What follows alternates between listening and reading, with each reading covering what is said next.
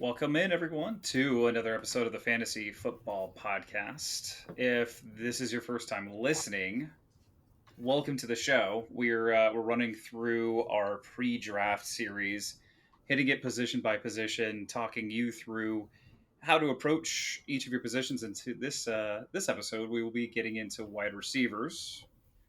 I'm Shane Peterson. With me, Greg Bright. Greg, how are Great. you this fine evening? Just great, and happy to be here on this fine evening as well. We got a lot of exciting shows coming up, so.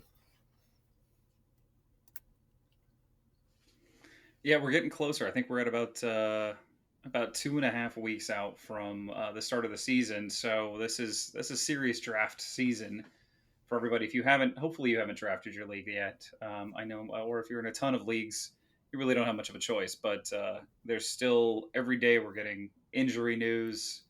Some of the harder hitting injury news happened a couple weeks ago.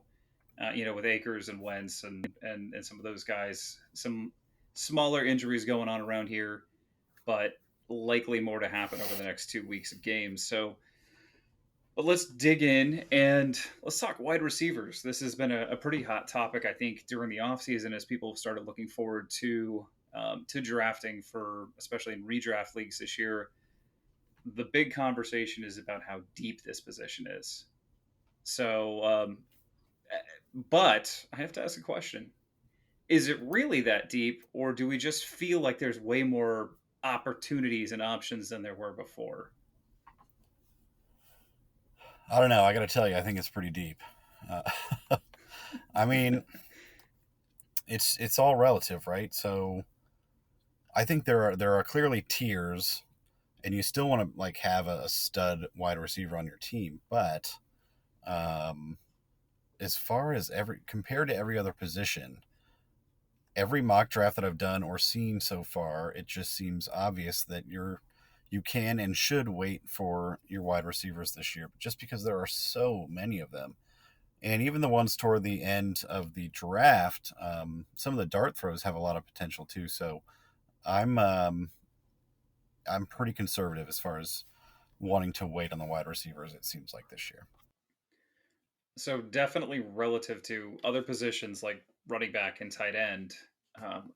You as you keep going down this draft, you keep seeing names at the wide receiver position that you actually would like to have on your team, or that you see the potential for upside. So deep, yes. What we have to figure out is who are those 24 guys, right? That are going to by the end of the season be wide receivers one and number ones and number twos for your team, because ultimately that's sort of what takes you to the promised land.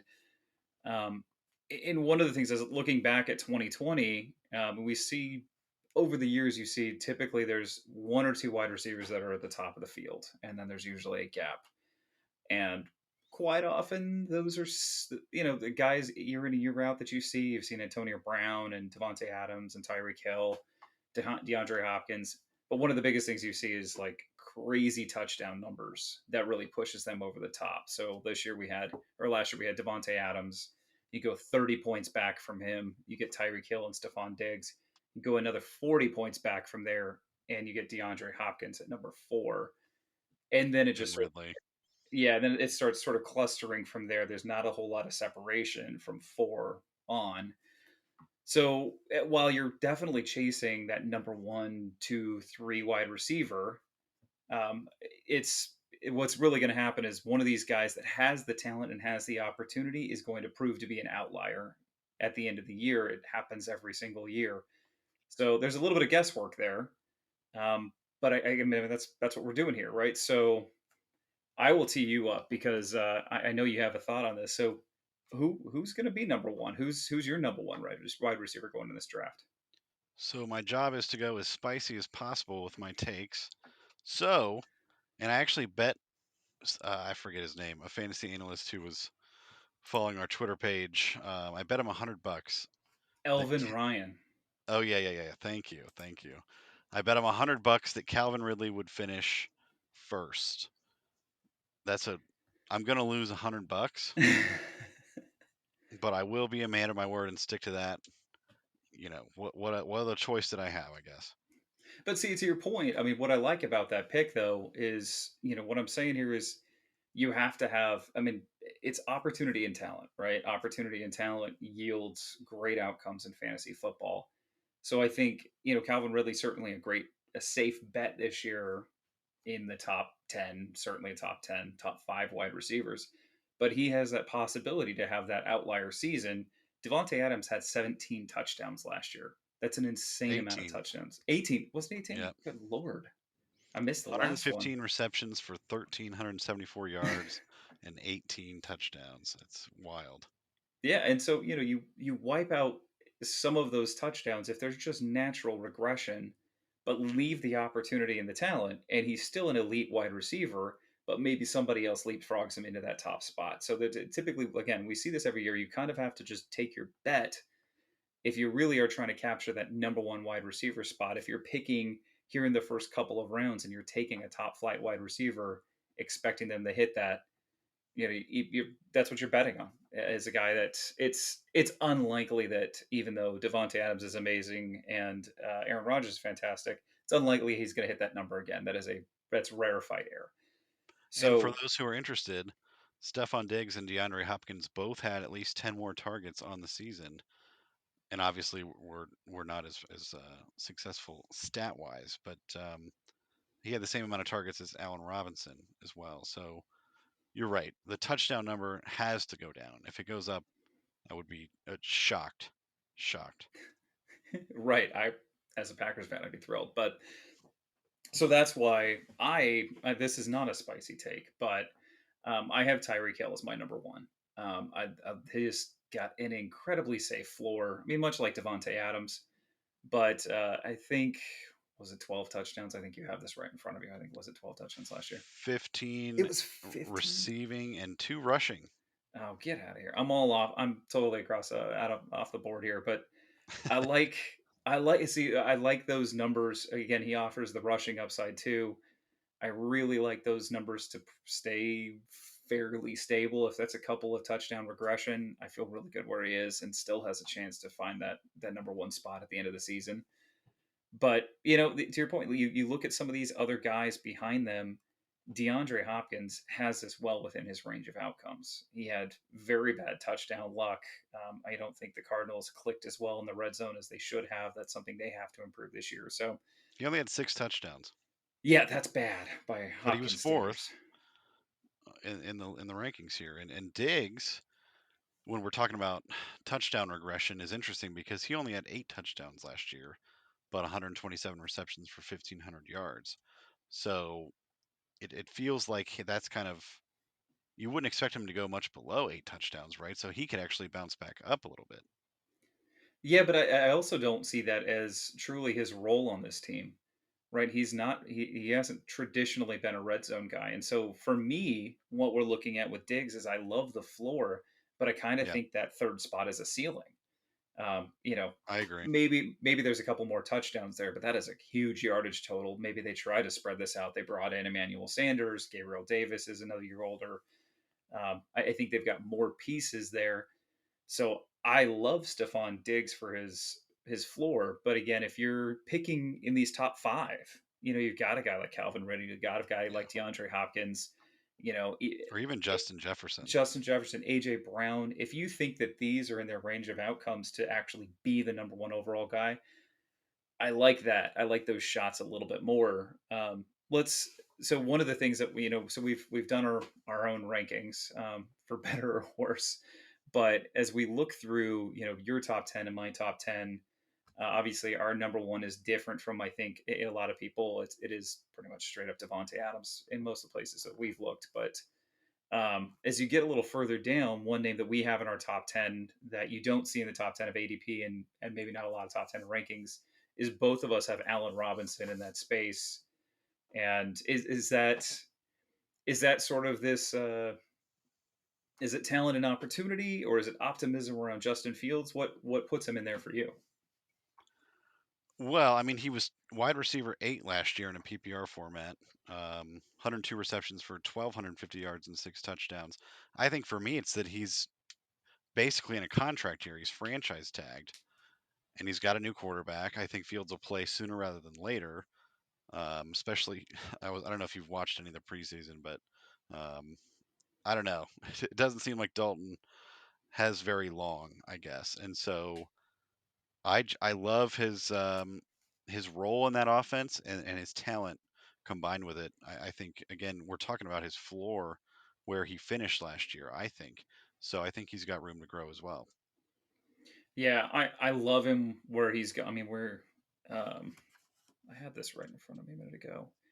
He's going Allen Robinson going around at number 11. So I mean, we're not too far ahead of the game here, but I think there's value there, and I think the potential for positive touchdown regression is significant. You know, if you get a better season from Justin Fields, or you get more consistent quarterback play from Andy Dalton, which if he finds his groove, he's definitely capable of being a better quarterback than these others were in the system. I think they're going to lean on a guy that has the great hands. You know, Allen Robinson is very Devonte Adams esque in the way that you can trust him to get enough space and make the tough catches. I mean, I've seen Hmm. him in the end zone. The play is just get into the scrum, and then he's going to just be open. Put the ball where he'll be in about 2 seconds, and he pops out and grabs the football in the end zone. So I think we're going to see a big year from Allen Robinson. And one of the other guys that you've got a little bit higher than I do, or that ADP does currently. Well, actually, yeah, you're just a little bit higher than ADP, but is Keenan Allen. Yeah, I don't know. I just look at him like old reliable. I mean, I think he's been a little bit underrated for a long time. Um, and so his ADP right now is fine. What did you say it was? Is it 10? He's at 9. 9. Okay. So I think, you could argue that that's about right. It's ADP for a reason, I guess. But I think I love Justin Herbert. That offense is going to be putting up a lot of numbers. He's always put up numbers and been pretty durable while doing it. And so I just think he's a little bit underrated. I don't know why. Well, we talked a little bit about this before. You know, my feeling is he doesn't. It doesn't seem to me that he has that top three ceiling, but his floor is incredible. Yeah. He's a volume receiver. He's very well trusted, and I mean, he and Herbert clicked right out the gates. I don't think that he's going to be, the other guy there. There's a rookie that's kind of interesting, but the other guy is Mike Williams, who is always hurt and or just vanishes for for whole periods at a time. So I think that he'll have another strong year. The one of the guys, we're a little bit different on where we have AJ Brown ranked. That we talked a little bit about it in one of our previous shows about what did the addition of Julio Jones mean for AJ Brown. I think you thought it was a little bit of a plus. I thought it was a little bit of a wash. But sometimes you're gonna, especially if you have an elite or elite cornerback that they're playing, instead of being able to just shadow one of these guys, they're gonna sort of have to pick their poison with them. And I think AJ Brown is clearly the younger, more physical, more physically gifted at this moment because of his age. And he's just a grown man out there. He's fun to watch play football, and he's one of those guys you talk about having guys you want on your team. I'm looking to get some AJ Brown on my team if the price is right. I yeah, I don't hate AJ Brown. I mean, I did move him down a couple spots. I think I had him at 10, it looks like, versus you at 7. The guys that I have in front of him are Allen Robinson, Keenan Allen, and DK Metcalf, and I think you put Justin Jefferson below AJ Brown too. Um, so it's really close.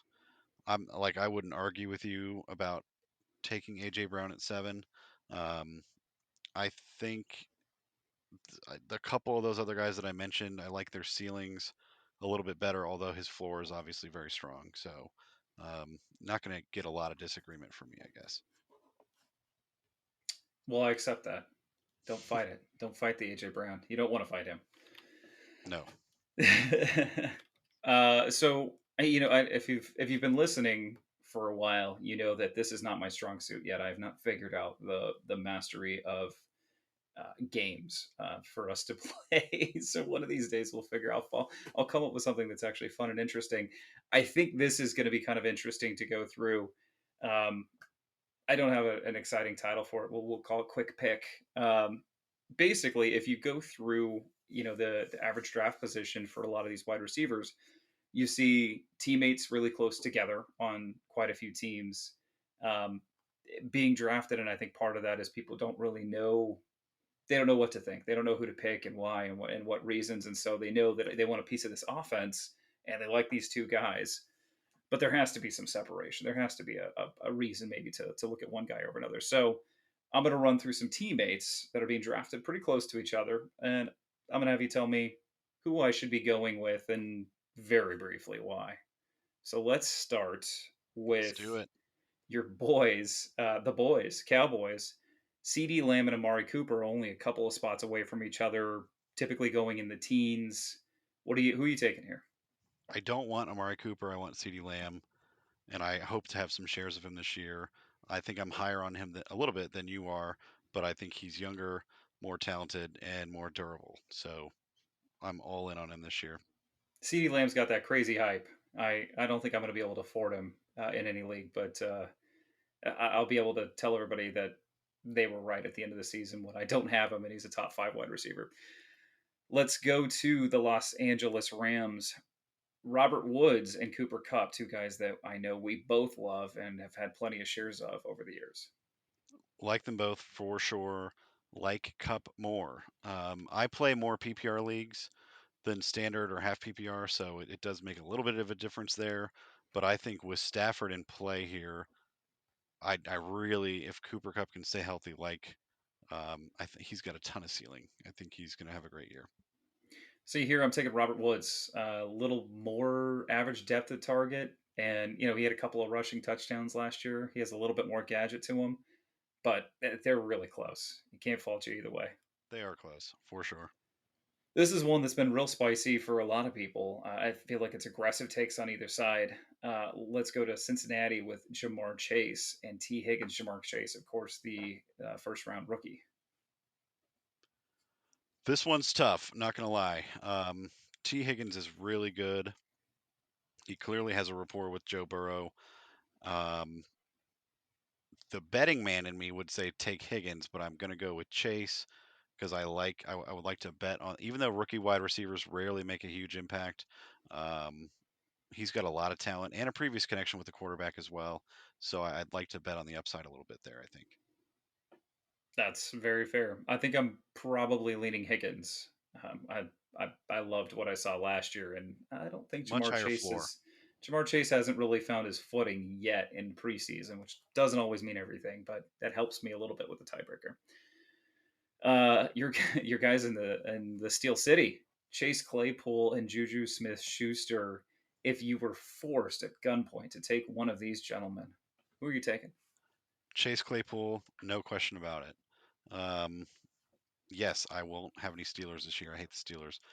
But Claypool, maybe I've just read too much stuff on him because a lot of the analysts seem to think, at least a few, I should say, that he's primed for a huge breakout.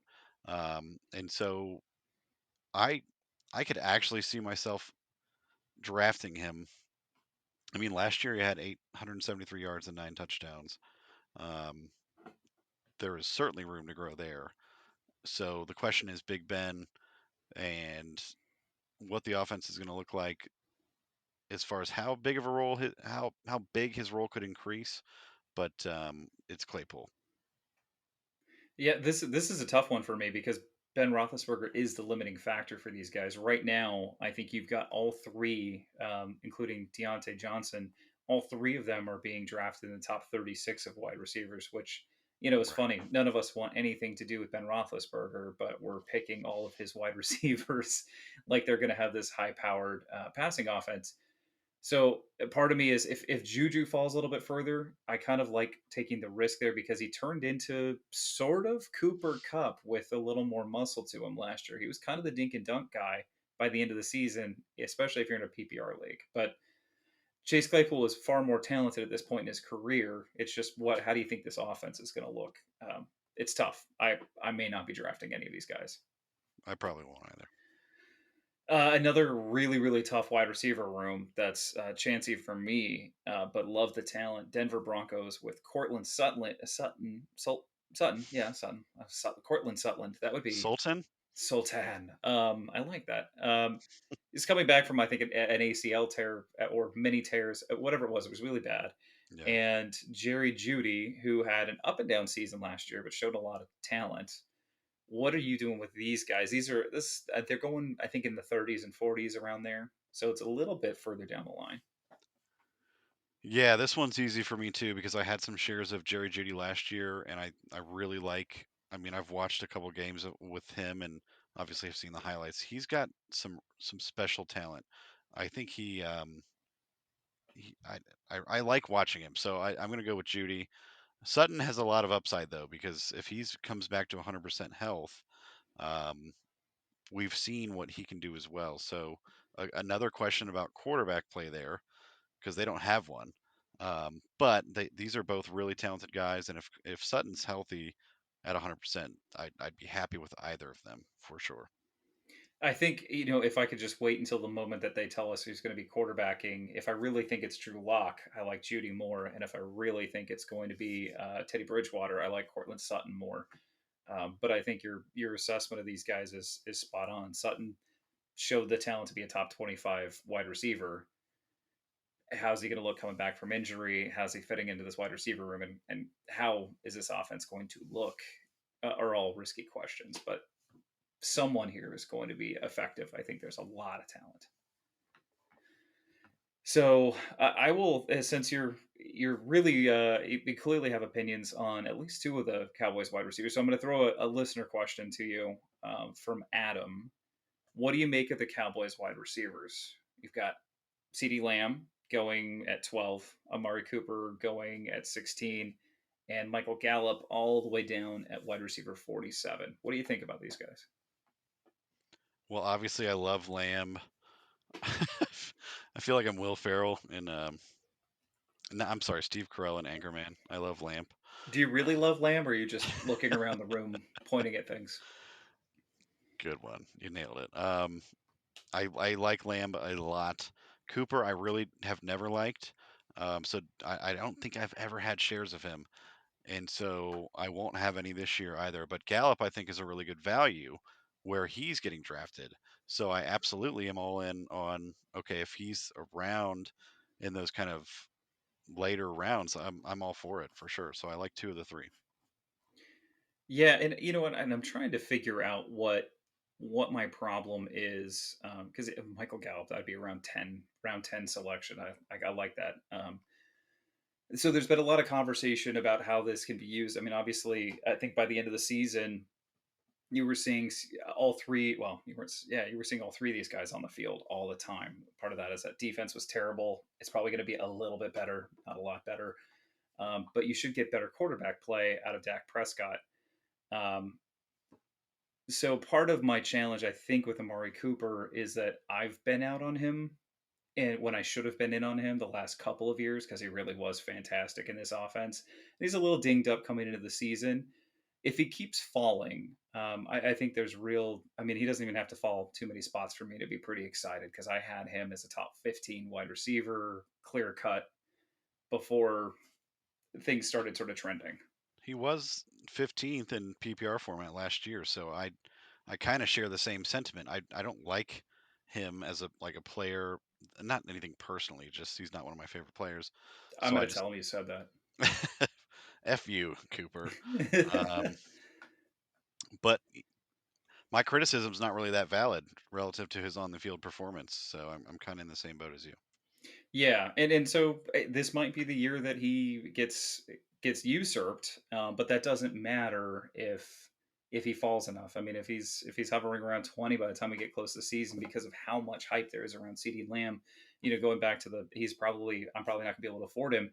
If he starts getting drafted as a top 10 wide receiver, I can't do that. The guys that are around that spot for me, I know too well and I trust too much to gamble a little bit. I mean, it's not a huge gamble. This is a great offense, and this guy's wildly talented. But I'm far more comfortable with guys that are in that spot that I know really well, or like a Terry McLaurin, who I think has the Yeah. same Oh kind yeah. of upside. So, and then to your point, Michael Gallup, I think he's a fantastic value. They're talking about just moving all three of these guys around the field interchangeably, doing all kinds of stuff. So I like him in the 10th plus round. You're getting him back there. That's really nice. He really could be a flex guy for you, or really be a wide receiver too, especially if someone gets banged up, which happens to Amari Cooper a couple of games a year. Yeah. So let's. This is a really dicey area because we saw what happened last year. You had Justin Jefferson come in and blow the world away. You had Chase Claypool, I think I don't know, was he like 11th or something in fantasy last year at wide receivers? I'm all off on my numbers, so he was probably like 30th, but but you had a couple of rookie wide receivers who had really solid years and one guy's a lot of games. And so each year you kind of play this guessing game. It's not the norm for a rookie to come in and be fantastic, but every year there seems to be somebody that fits. They come in, they pick up the offense quickly, they build rapport with their quarterback, and then they have the opportunity. So who were you looking at? And now let's think about this from a value perspective, not just who do you think is the best guy that's in this draft, because some of these guys are getting drafted pretty high. Jamar Chase getting drafted where we have established wide receivers. But who are you looking at from rookie wide receivers that you really think could deliver value? Well, correct me if I'm wrong, but I think really the only three names most people are talking about in this conversation are Chase, Devonta Smith, and Jalen Waddle, right? Yeah. Am I By the missing way, I somebody? just I just noticed it only took us like 6 months, but now we can all say Devonta Smith's name, like we can actually remember his name. Yeah, you're right. But you're right. Yeah, those are really the only three names that people are talking about. So I have to go with Chase just because of the previous connection with the quarterback and the fact that his quarterback is good. Uh, you know, the Eagles and the Dolphins, although I guess there's a lot of hype on Tua these days, I'm not really sure where we talked about him a little bit, but I'm not really sure where I stand on the Tua hype. So I know that Joe Burrow's better than both those guys. Um, so I'm going to go with Chase, but I do think Waddle's intriguing and Smith is not maybe as intriguing at all. I don't think. Yeah, I'm iffy on Smith. He's already banged up. I don't know what to say. You got Jalen Rieger. I mean, you've got some talented He's guys there, frail. He yeah, looks frail. He needs to put on some weight. exactly. Well, so the guy I'm actually looking at, and this is not me. No, this is not an endorsement for Tua, although his arm has looked a lot better in these preseason games, minus a couple of just really boneheaded mistakes. But I've got to go with Jalen Waddle primarily because you're getting him so much later. That the possibility to return value is really great. I mean, he's going 44th as a 44th wide receiver compared to Jamar Chase's 26. I mean, that is 50 spots later. So if Chase is a if little too high on the draft boards right now. Not gonna I lie. yeah, he's too high for me, especially because I can get the guy that I like better on his team 2 picks later in T Higgins. But um, for the potential for value, I mean, Jalen Waddle is a freak athlete, and quite frankly, I mean, I don't. Will Fuller doesn't worry me on this team. He's always getting hurt or suspended, I guess now. And then you've got, oh gosh, who's the other guy that's always hurt on this team? Devontae Parker. That never panned out. So there's a possibility that halfway through the year, Jalen Waddle becomes the de facto number one wide receiver on this team, and that does mean something. It means more than being the wide receiver three on a great offense.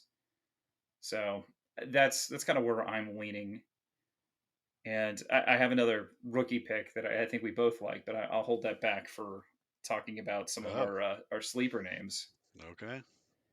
So let's jump into some guys that you think are being overdrafted. Is there someone that jumps out to you on this board that is being overdrafted or taken too high? Well, we talked about Diggs, and this is kind of a so he's at least on Yahoo right now, he's 12 ADP overall. And so that's too high for me. Like I'm not taking Stephon Diggs at 12. So that's presuming that I have obviously 12 and 13 in a 12 team league. There's a lot of guys I could get there with two picks in a row, and Diggs would not be one of them. Yeah, I think that's fair. And like we talked about, I think people are picking him for this floor, which is which is great. fair. Yeah. But I would love him. I'd love to see him drop into the 20s, get him behind DeAndre Hopkins and Calvin Ridley, who I think have more upside than he does overall. But get him also behind, a second tight end and some more running backs that you're probably more likely to be interested in there. So I definitely agree. I think uh, he's being drafted at a ceiling. That's like just sort of is what it is. I'll also say that Julio Jones is probably, well, this one's tough. So I'm on Yahoo, so this might not be accurate for other sites, but Julio Jones right now is 48 overall. So that's fourth round. You could argue that's a good value given his past talent and his upside that he possesses. But I don't like having a guy on my roster that's questionable every single week and doesn't practice. So I'd probably have him a little bit lower than that. Yeah, well, so I'll just throw this out at you. Corey Davis, who was his predecessor in this role, finished the season as wide receiver 30. But isn't Corey Davis underrated? I mean, Well, Corey Davis is, well, I don't know if he's underrated. He's when underrated in he's been this healthy, because draft. yeah, yeah. But, Julio Jones is, this iteration of Julio Jones is still head and shoulders above Corey Davis from a talent standpoint. So, I'm not sure so it's that far away. Like, I don't know. I'm this getting is a a little spicy. controversial You're here. getting into spicy When I'm talking territory. about Julio is, not better than Corey Davis. I didn't say that. That's not true. If you haven't been following along, Julio's a Hall we of Famer, no but Greg hates Julio Jones, and he's not durable. he's coming after Amari Cooper. Wow, you're pissing everybody off tonight. You know what? Bring it on. Okay, call me Skip Bayless. I Come on, Skip, It's not fair because they're not around the same ADP, but I'd rather have Corey Davis this year than Julio Jones, for sure. book it. We'll I, put this you down know, somewhere. No, I mean the value. There's risk. There's value. All those things. And actually, I'll bring him up here in a minute again. But one guy, well, I guess two guys that I want to talk about that I think are being overdrafted, and stick with me here, right? Mike Evans and Chris Godwin are going 13th and 14th. That's 38th and 40th in I don't know. This is current and ADP I like from Evans more, by the way. Fantasy Pros. So like I like Evans' floor because he's their red zone guy, but he is touchdown dependent. Last year he only had I thought I had this at my fingertips. He did not have very. He had two games I think where he had like 4 touchdowns and 5 receiving yards. That is not a sustainable practice. So if he has a little bit of touchdown regression because of one of my sleepers, then I'm worried about him being. I think he's being drafted at his ceiling right now because it's not just the Mike Evans show anymore. He is super talented, and if he was on a different roster, he'd be a top 10 wide receiver, no doubt. Um, and it's Were you to some looking for extent, the Evans numbers? Is that where you're yeah. looking The for? Evans, what was his 1,000 yardage? yards and 13 touchdowns. So, you know, there If you could be take some away a couple regression of there. those, yeah, if you take away a couple, and in this area, you take away a couple of touchdowns, and he drops 10 spots Right, because they're right. also close together. Yeah. And Chris Godwin, I think, is definitely being drafted too high. It's not a talent thing; it's a He's volume super and talented. opportunity thing. And Yeah. and you got to think about who his quarterback is. Tom Brady doesn't care who he throws the ball to. Whoever's open is getting it. They don't. It's not about force feeding any one guy because of his talent and capabilities. And in fact, they like to spread it around because it throws the defense off. So Yeah, just 84 targets last year for 65 receptions and 840 yards, 7 touchdowns. But if I had to pick one of the two, I know I said I like Evans more, but it's exactly to your point because of his floor. Godwin has the higher upside. I think that's clear. yeah, and this is the number that I did put down. I mean, Evans was wide receiver 11 last year. So even with this kind of ridiculous touchdown output, the overall number wasn't ridiculous, but how he came by them was kind of insane. That's 2 spots above where you're drafting him right now, and he's another Right. year older, and and you've got someone else waiting in the wings here. Another guy that I have that I think is being overdrafted, and I don't know, I feel bad because I love me some Adam Thielen, but you talk about each year we talk about touchdown regression. He had 14 touchdowns last year and only 900 yards receiving. He was not being used the same way. Justin Jefferson is the man. They like to use Irv Smith quite a bit now too. They've been passing the ball a little bit more to Dalvin Cook, I think, than they did previously. I don't love Adam Thielen, and he's going.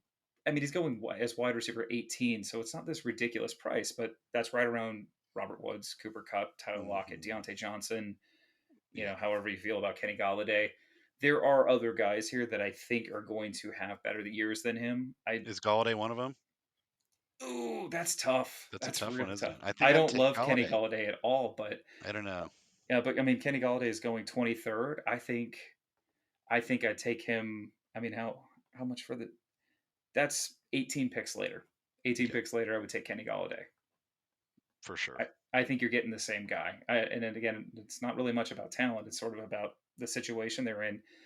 Adam Thielen's no longer the man in Minnesota. And if that defense gets any better, which it will, it kind of has to. I think by the end of the season, it was getting a little bit better. Um, there's just not going to be as many. There's not going to be as much volume as there was last year, and there really wasn't much volume for Thielen. I got nothing So to add to that. you any other overdrafts for you? I'm just looking through the list.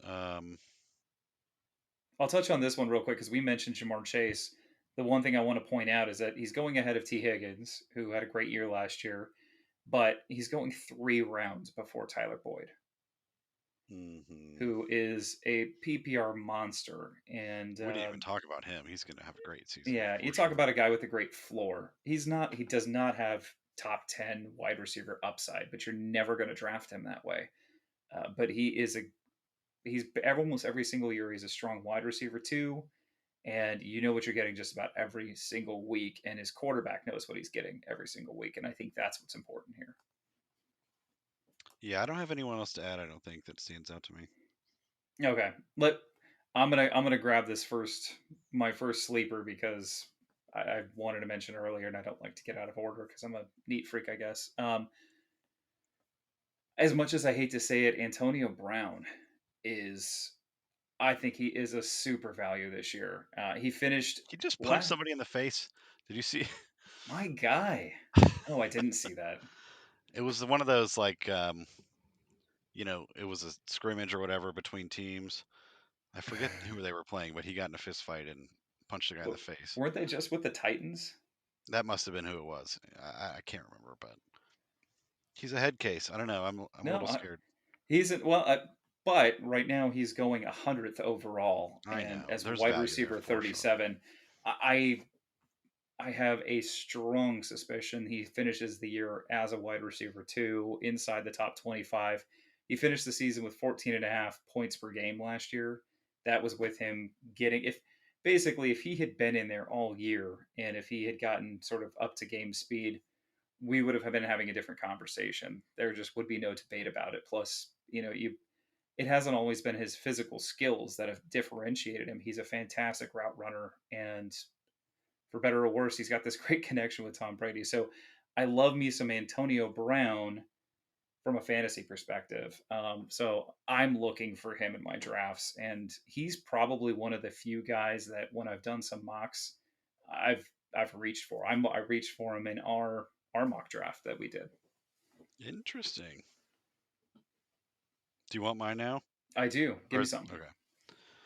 Well, the first one that came to mind was Russell Gage. So he had a pretty good season last year with 786 yards and 4 touchdowns.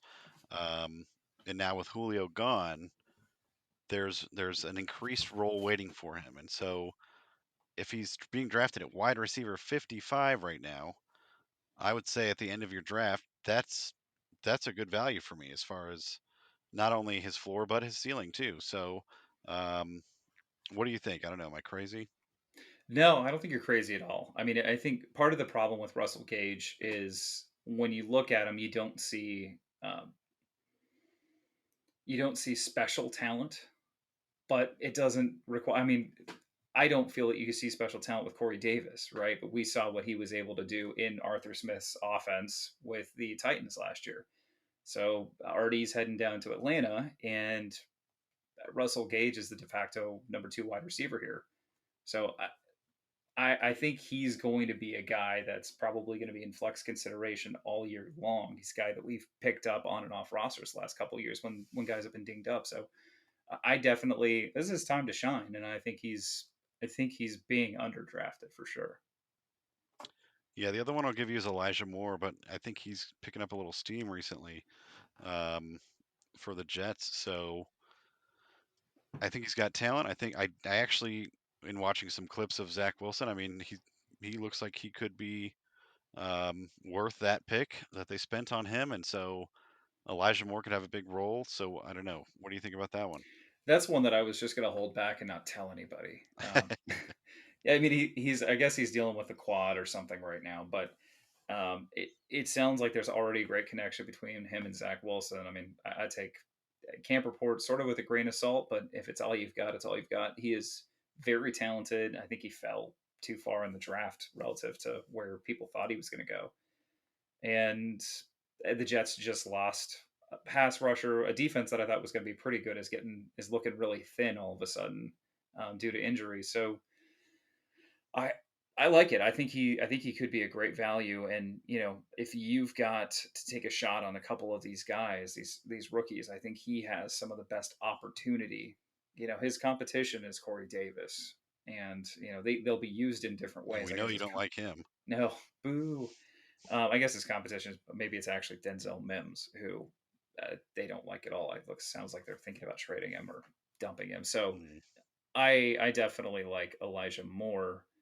And while I'm at it, I have Corey Davis on my list as an underdrafted fella. I mean, he's going. I have him as wide receiver 48 here. That's deep. I mean, he's the wide receiver 1 on an offense with a big armed quarterback. That's not going to be a very good team. Uh, I, it just seems too low. I can't even think about.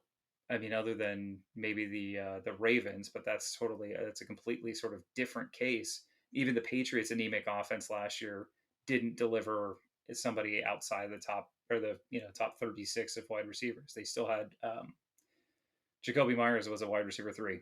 So it's just sort of a given that somebody on that roster is going to fall into that spot by the end of the year, even if they're the worst offense in the league. So um, I mean, that's a sad reason to make this case, and I feel bad for Corey Davis, but that's the case. I mean, somebody has to put yards up, and Corey Davis is going to get first crack at it. I think.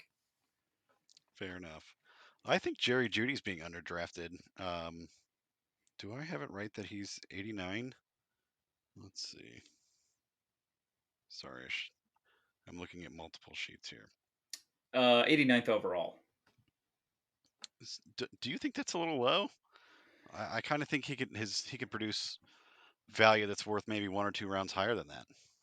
The problem for me, and this is one of the issues I have when thinking about drafting, he has the talent. I think thinking about drafting this is going to be one of the best defenses in the NFL.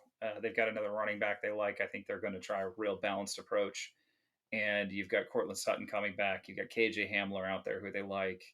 I think they even kept was it Tim Patrick, who always randomly Mm, gets a he touchdown. was a waiver target llast year, yeah. Yeah, you just see him getting touchdowns, and you're like, I'm never going to get that on my team. And then you've got a tight end, right? Like, or a couple of tight ends actually that they played last year. So I think there's too many targets for me, and that's why he would fall on my draft board. And I think that may be what's happening here. And then Tyler Boyd's right there at 96. So Yeah, DJ that's a problem. Moore is at 102.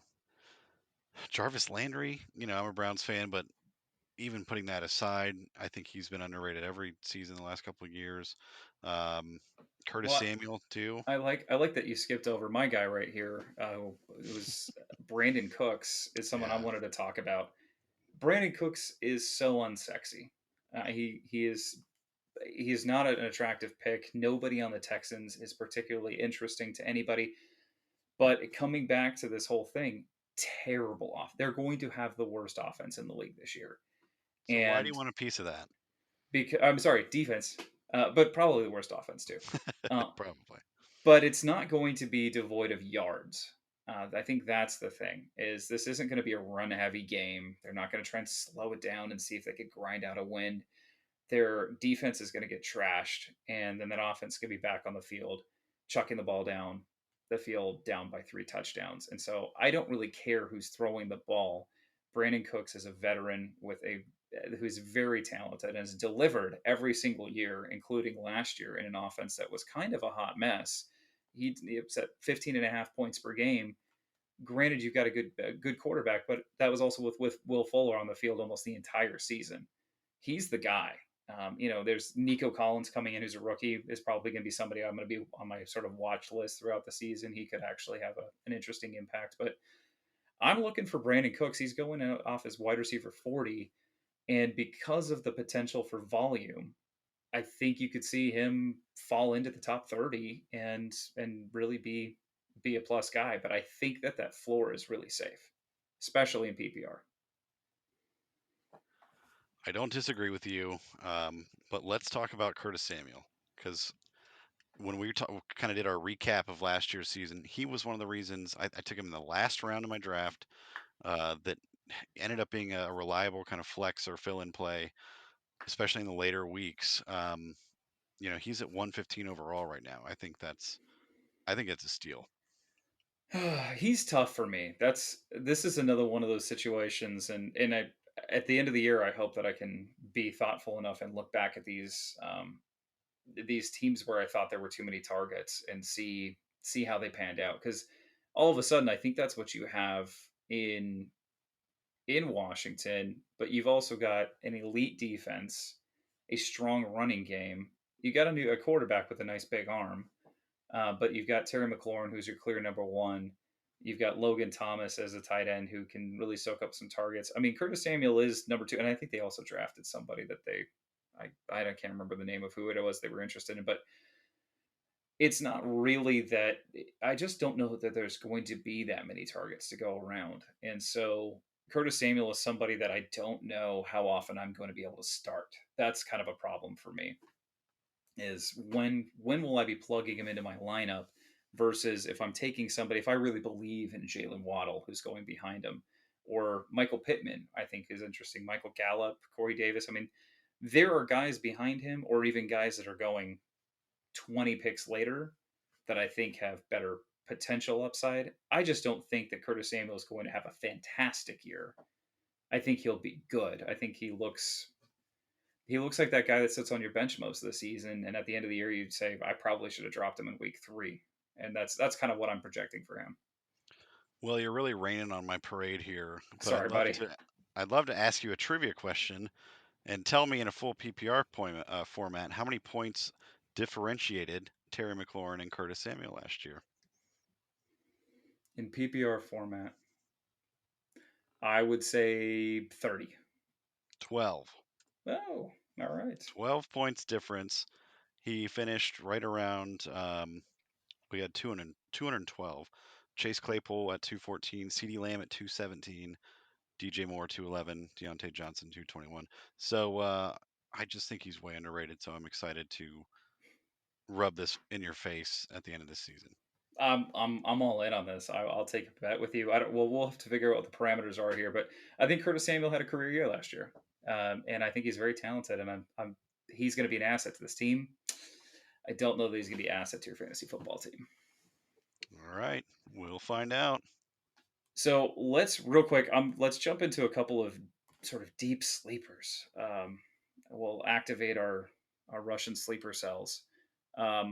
This is one. So this isn't going to be helpful because I'm going to give you two names and suggest that when you're drafting, you pick one of them. But Emmanuel Sanders and Gabriel Davis are going on this list. We're going 65 and 66, which is, I mean, this is the back end of your draft. These are sort of last picks, maybe right before you actually pick your kicker. So this is a high powered offense. It looks like Emmanuel Sanders is slotted in as the wide receiver 2. He's a cleanup guy, and it looks like he's going to take over a lot of what Cole Beasley did last year. That made Cole Beasley, I think, a top 30 play. But Emmanuel Sanders, I think, is still more talented than that as a route runner. So I think he has more potential to be that guy that is a really comfortable wide receiver three with even more upside because this offense is ludicrous. Gabriel Davis, on the other hand, has that field stretching capabilities. This is his second year. I mean, he is very talented, and he came on strong at the end of the season. I've seen conflicting reports about what their expectations are, whether or not he loses snaps to Sanders, does Beasley lose snaps to everybody, or do they play more four wide receiver sets, which I think they were second in the league in four wide receiver sets last year. They did not address this run game. It probably will not be better. I mean, I guess it couldn't really be much worse. I think Zach Moss will have a better year than he did last year, but I want a piece of this offense. I don't expect a repeat performance from Cole Beasley. And so I'm likely going to draft these guys. I'm probably not going to draft both of them in many leagues, but one of these guys and see how it plays out because there's value here for sure.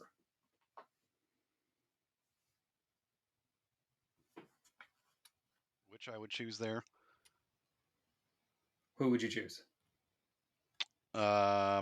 Davis, I guess. I don't know. I'm not really high on either of them. Well, you don't have to be high on them when they're going, I know. 200th overall. The other, I guess I got two more names. One I think you like as well. But so Brian Edwards, I drafted last year because Chucky,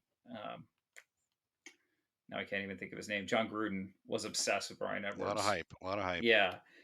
This is going to be year two. He projects. It does not sound like Nelson Aguilar's. Nelson Aguilar's gone. John Brown is really making a whole lot of impact in camp. So a lot of hype around either Henry Ruggs or Brian Edwards being maybe the true number one here. Edwards is going in quite a bit later, and so I'm pretty interested in the potential upside there as a guy that you can pick up and hold for a couple of weeks if you have the extra roster spot. That could really turn into being a true wide receiver one or two on a team that has a decent passing quarterback and a bad defense. I like that combination. Somebody I think there is going to make some hay. And then the other guy that I love and I think I'm going to be targeting a lot because he's going outside of the top 200 picks is Amon-Ra St. Brown. Mostly I like to say the name. I feel like I'm watching The Mummy. I was going to ask you to make sure I was saying it right.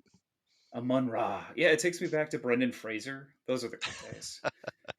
I love it. But I think, I mean, I watched him in college. I'm a Pac 12 guy, so I watched him play in college. He's a kind of guy, he's very Cooper Kupp esque. He can soak up targets. He's very athletic, runs great routes. And guess who his quarterback is? It's Jared Goff. And they have a terrible defense and only a tight end and a running back to throw the ball to. So I like the potential here. I think he could be a great little lottery ticket this late in the draft. All right, so you just want two from me? I think I just threw four out, so give me what you want. Well, I've already talked about some of my kind of sleep. Well, the question was going to be how deep you wanted to go, but some of the sleepers I already talked about. So Curtis Samuel, Elijah Moore, Russell Gage. I will take the other side of that Raiders conversation you were having, and I'll take Ruggs because if he's wide receiver, well, boy, I got him at 50. Okay, that's a good value. And I was going to talk about St. Brown too, but you already mentioned him. I was excited about, oh gosh, Ravens. Bateman. Bateman, but he's ouchy now. But I still could see myself taking a shot on him in the final round of the draft just to see what happens because I don't trust Hollywood Brown. But those are kind of the names that I think come to mind at least. Yeah, I think that this year, maybe more than in years past, it feels like there's, if you get lucky and pick the right guy of two or three, someone's going to, if the offense gets more balanced in Baltimore, somebody's going to come out on top of that. Is it Sammy Watkins? Is it Rashad Bateman? Does Hollywood Brown suddenly figure out how to be a better wide receiver? Probably not Watkins. I'm not going to bet on that.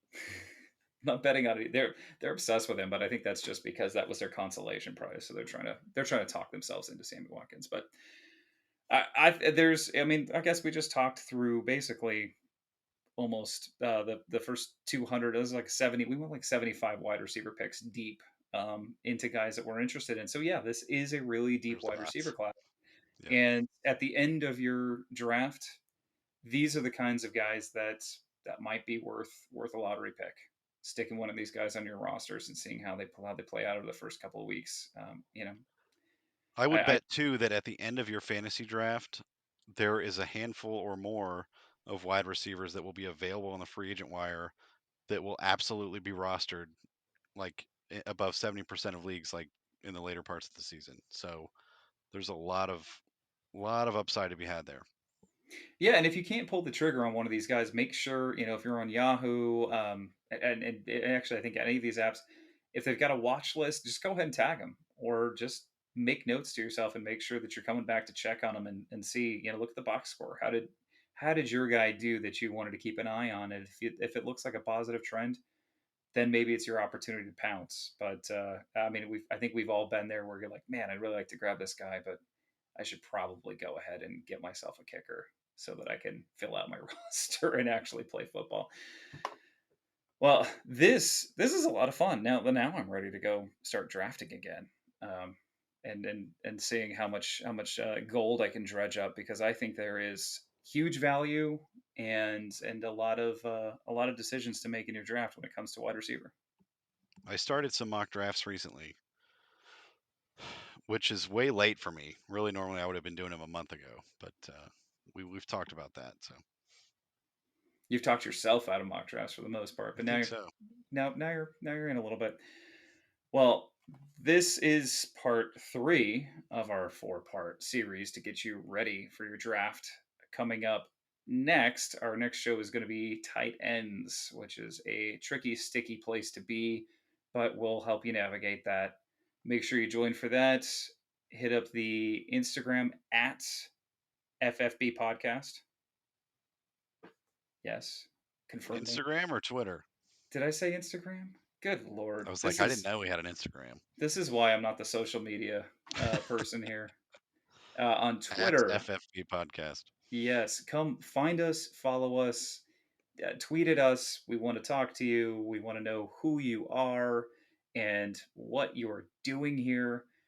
We also will be posting our lovely faces on YouTube. We have a YouTube channel, the Fantasy Football Podcast, because we're creative like that.